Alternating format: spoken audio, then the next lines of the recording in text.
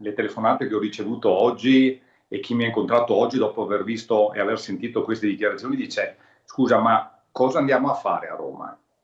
Per Fabrizio Boron, uno dei fustigatori veneti della Lega cosiddetta romana, la cosa somiglia a un'equazione matematica. Se il 25 settembre il Carroccio ha preso uno schiaffo epocale in Veneto è anche perché le istanze del territorio sono andate a vuoto.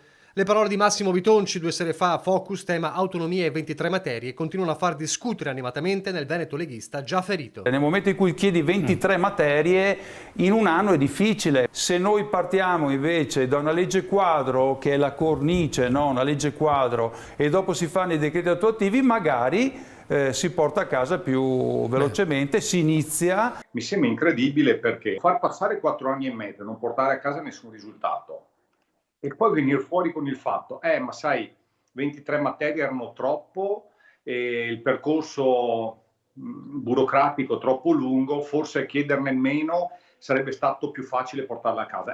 Mi sembra la giustificazione di chi non ha portato a casa nessun obiettivo. A questo punto mi chiedo perché abbiamo chiesto le 23 materie. Abbiamo chieste perché sono stabilite dagli articoli 116 e 117 della Costituzione le 23 materie. Mentre gli alleati di governo fissano già i paletti per il futuro. Valutiamo le 23 materie, non deve essere una questione a prioristica, deve essere conviene o non conviene ai cittadini portare in capo alla regione la legislazione di quella materia, sì, no, a quel punto si farà, se non è così si lascia dov'è,